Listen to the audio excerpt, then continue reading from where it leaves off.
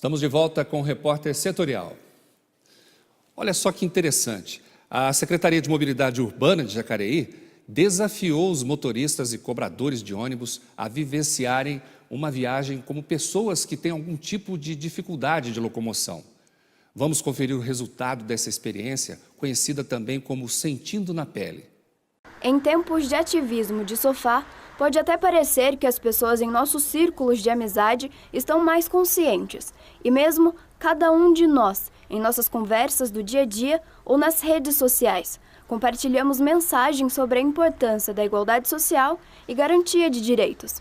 Facilmente ouvimos ou falamos sobre inclusão social, por exemplo. Mas o que você e eu fazemos na prática para tornar o ambiente em que vivemos mais inclusivo? Com o objetivo de estimular, mais do que um pensamento, mas o comportamento consciente, a Secretaria de Mobilidade Urbana vem organizando várias ações pela cidade. E a de hoje desafiou motoristas e cobradores, funcionários da JTU, a Jacareí Transporte Urbano, a vivenciarem uma viagem de ônibus como pessoas que possuem algum tipo de dificuldade para se locomover, como cadeirantes e idosos. Eu achei difícil aqui na cadeira de roda, eu nunca tinha passado pela experiência, foi a primeira vez.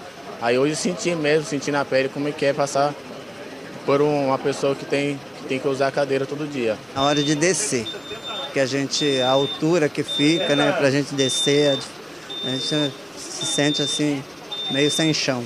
A ação faz parte da Virada da Mobilidade, uma série de atividades organizadas que aconteceram durante o final do mês de setembro, com o objetivo de sensibilizar não apenas profissionais da área, mas a sociedade como um todo, humanizando o atendimento aos passageiros e pedestres. Sim, todos somos pedestres, né? Então a intenção, o intuito é ter esse cuidado, esse olhar com essas pessoas que fazem a cidade, né? O ir e vir, né? Do transporte coletivo. Então a sensibilização é para eles terem esse cuidado, essa humanização com as pessoas que utilizam, né, o transporte coletivo. Organizações sociais da cidade, como a Novas PAD, Associação de Pais e Amigos do Down, a JAN, Jacareí Ampara Menores, e a CEPAC, Associação Criança Especial de Pais Companheiros, participaram da vivência, e o Marco Antônio, que faz parte da CEPAC, ressaltou que, em meio a todas as dificuldades, o mais importante é o respeito. O respeito, sim, tem que vir de ambas as partes, tanto da parte dos motoristas, dos cobradores e também os munícipes. Alguns cidadãos enfrentam desafios no simples ato de sair de casa e usar o transporte público. Então, que nós não sejamos outras dificuldades nas vidas uns dos outros.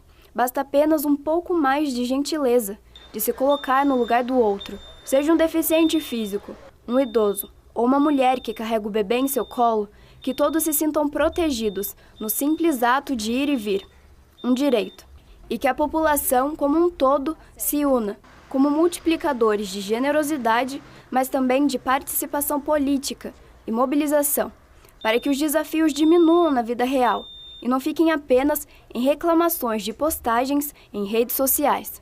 Certo que a gente já tem alguns cuidados essenciais que a gente tem que ter com os idosos, pessoas com mobilidade reduzida. Então hoje, a partir dessa vivência, a gente vai ter os cuidados maiores ainda, que agora a gente já sabe o que eles vivem na pele, a gente sentiu o dia a dia deles hoje. Sim, vão passar para todo mundo, né, ensinar como é que é também, como eu senti, eu sei como é que é bem mais difícil. Tem que avisar o pessoal, né, até os passageiros também tem que ter um pouco de paciência, às vezes que demora meio para subir, tem pessoa que tem mais dificuldade, precisa de outra pessoa para ajudar, e é bastante complicado mesmo, tem que ter paciência. Vamos agora para a segunda parte da entrevista que está abordando hoje cobertura eleitoral.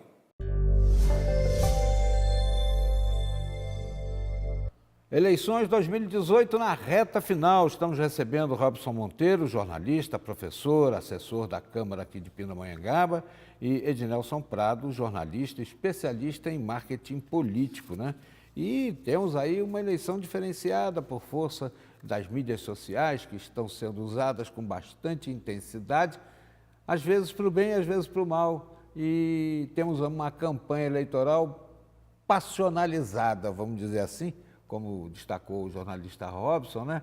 Em que as pessoas estão usando o tempo de televisão, até tempo grandioso, para atacar o pau nos outros, em vez de demonstrar ao eleitor o que de fato tem a oferecer, né? Não tem tido assim uma preocupação maior em mostrar como seria o eventual governo que vão praticar.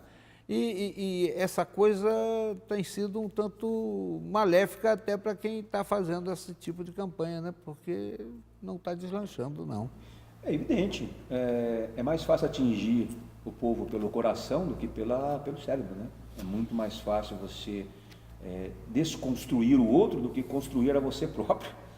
Isso é uma técnica que é muito utilizada, e aqui eu não vou criticar os marqueteiros ou as pessoas que estão por trás dessas campanhas, porque é muito mais fácil você tentar desconstruir uma imagem, desconstruir uma ideia, desconstruir um dogma, do que você construir o seu próprio, do que edificar a sua própria torre, do que fazer com que o seu nome seja conhecido por aquilo que você pensa ou por aquilo que você faz.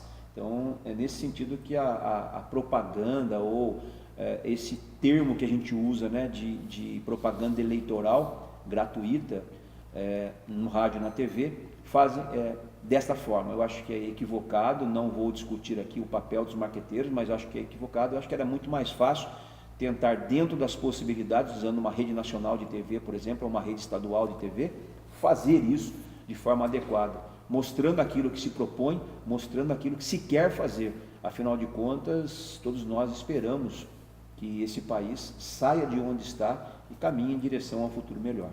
E quando essa desconstrução favorece a uma terceira candidatura que não a própria, isso pode dar, assim, uma espécie de esperança em conquistar cargos no futuro, no eventual governo? O que eu vejo desse processo todo é que, assim, houve uma sucessão de erros dos adversários do Bolsonaro, no sentido de não entender a dinâmica do processo eleitoral, da diferença em relação ao que a gente tinha no passado. Então, nós temos desde 2008, né, desde que o Obama conseguiu utilizar a internet para a sua primeira eleição, sempre uma expectativa de que na eleição anterior, né, 2010, 2012, 2014, 2016, agora 2018, que a internet fosse o carro-chefe das eleições. E por uma série de fatores, né, desde questões legais até questões de infraestrutura, até 2018, ela não tinha sido ainda. Mas ela já tinha dado sinais em 2014 de que poderia, para essa eleição, ser um diferencial. E aí você tem um candidato que vai para a internet muito antes, e a internet permite que você consiga fazer um trabalho antecipado, né? Enquanto outros candidatos ficaram esperando o time da TV. Né? Então você tem um Alckmin que tentou negociar o tempo de TV, apostando que ali conseguiria dar uma resposta quando uma eleição estava acontecendo em um outro ambiente. Então a televisão, ela tem poder, ela tem uma força, isso não se discute, mas ela já não é soberana. E a falta de entendimento disso atrapalhou alguns candidatos. E aí, vendo que tinha muito pouco a ser feito, tentaram abrir mão, né, ou se utilizar de estratégias que eram, no entendimento de alguns, a viável para tentar derrubar quem estava na frente. O que tem se mostrado, inclusive, extremamente equivocado. Então, na verdade, a grande falha, no meu entender, é a falta de entender o ambiente, de compreender que o ambiente eleitoral hoje está numa outra esfera. Que o time de eleição é diferente. Antigamente nós tínhamos 3 meses, agora nós temos 45 dias. Com 3 meses, com 2 meses de televisão, você tem um tempo maior de exposição. Com 30 dias, você não consegue alcançar a mesma coisa. Tem uma série de fatores aí interferindo no processo. E a falta de compreensão disso de forma antecipada fez com que alguns candidatos patinassem, porque chegaram na hora do vamos ver e não tinham conseguido capitalizar a imagem, capitalizar e conseguir a conversão, a convergência, né, o engajamento é a palavra adequada, dos seus correligionários. Ô Robson, o rádio está perdendo força na visão dos candidatos, porque eu tenho acompanhado, de manhã cedo, eu venho no carro e tal, aí vem lá, espaço destinado à propaganda eleitoral, pom, pom, pom, pom, ninguém fala. Espaço destinado à propaganda eleitoral, tom, tom, tom, tom, tom, ninguém fala. Aí aparece um candidato, fala um pouquinho, vem de novo, pom, pom, pom. E não estão gravando para o rádio, estão achando que o rádio perdeu a força para a internet? Não, eu penso que não. Eu entendo que o rádio não perdeu a força, porque o rádio, a gente olha muito, Cataldi, o rádio no nosso eixo Rio-São Paulo, na região sudeste, na região centro-oeste, mas nós sabemos que o rádio ele tem uma força muito grande na região norte e nordeste, onde os espaços territoriais são muito mais amplos e ainda tem dificuldade. Eu diria que também no Pantanal Mato Grossense. Também. Também. Há fazendas que não têm energia elétrica, tem um gerador que liga na hora da Voz do Brasil para poder assistir e se atualizar. Então eu penso assim, não é que o rádio esteja perdendo força, ele está com força em algumas regiões, em outras as pessoas, os eleitores, a comunidade, foca em outros meios de comunicação. Eu não sei se eu poderia fazer essa comparação, mas é mais ou menos como pesquisa. A pesquisa ela é num fator global, se tem os números globais, mas esses números globais eles são setorizados por regiões, onde os eleitores têm uma posição no sul, outra posição no sudeste, no centro-oeste, no norte e no nordeste. E aí você faz o bolo, é a mesma coisa. Se a gente pegar o rádio, por exemplo, na região sudeste, é evidente que as pessoas mais esclarecidas, que não têm o hábito de ouvir o rádio, mas nós temos que lembrar que o rádio hoje exerce essa mobilidade que você acabou de citar. A gente sai de casa de manhã, liga o rádio para ir ao trabalho, para ir à faculdade, para ir a uma atividade de lazer, e está no carro, você não liga a TV no carro, você liga o rádio. E aí o rádio exerce esse papel, mesmo que momentaneamente, mesmo que temporariamente. Eu não vejo que esteja perdendo, eu vejo que há um descaso das pessoas, e tem mais um descaso ainda que eu gostaria de acrescentar. As campanhas são tão preguiçosas que elas pegam o áudio da TV e colocam no rádio. Verdade. É um absurdo isso, fazer uma coisa dessa. Aparece o cara falando sem identificar. Eu sou tal candidato, vou fazer tal coisa. E aparece, e a pessoa não fica sabendo quem é o tal candidato e qual tal coisa que ele vai fazer. Não, tem outros que chegam lá, vote no nosso candidato, mas não aparece o cara, nem aparece o nome. Não tem. E o cara não diz quem é ele. Porque simplesmente pegou o áudio e colocou na emissora de rádio, ou seja, não teve nenhum trabalho de fazer uma reestruturação e dizer o seguinte: no rádio você precisa fornecer para o seu ouvinte a imagem através da voz. Então, aí você tem que dizer ali o número. Então, eu entendo nessa forma, assim, simploriamente. Poderia aqui devagar sobre isso, poderia falar um pouco mais sobre isso, mas eu acho que não é o momento. Eu acho que é nesse sentido, é essa regionalização que faz com que o rádio não perca a sua força. Vocês são difusores de ideias políticas, né? Professores. Essa eleição dá algum tipo de ensinamento do ponto de vista de comunicação para alunos de jornalismo?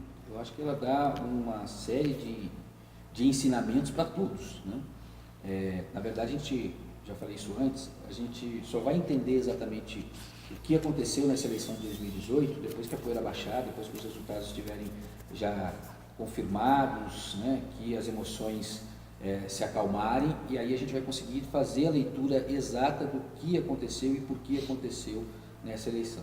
Mas a gente já tem um fator extremamente importante a ser discutido, que é justamente a questão do uso da internet e das redes sociais, que nas campanhas eleitorais não pode mais ser do mesmo jeito. Então, assim, dia 8 de outubro, né, já começa o ciclo municipal. Então, se dá para ficar algum recado para os candidatos de 2020, é que as eleições de 2020 começam no dia 8 de outubro.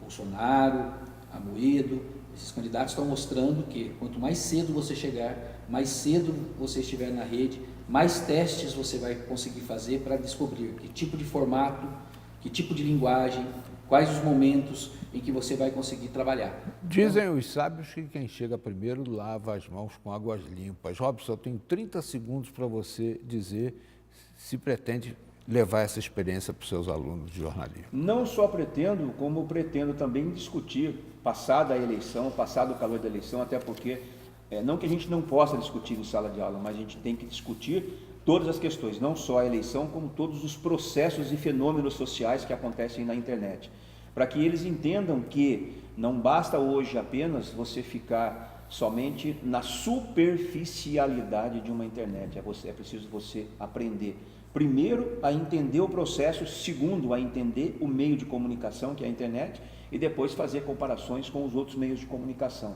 Todos os meios são importantes. A internet é mais veloz? Mas os meios de comunicação são extremamente importantes para que não só o aluno, como os demais membros da comunidade também saibam que é preciso se informar para poder ter a grande moeda valiosa desse século, a informação. Robson Monteiro, jornalista, especialista nas coberturas políticas, também professor da Unital e atuando lá na TV Câmara de Pindamonhangaba, e o Ednelson Prado, que é especialista no marketing político, vieram aqui avaliar conosco a cobertura das eleições de 2018 e estamos aí no enfeixe, né, da propaganda dita gratuita, mas que na realidade custa à Receita Federal um desembolso. Obrigado pela presença mais uma vez e parabéns aí, né, pela possibilidade que nos prestaram de dar essas informações tão importantes.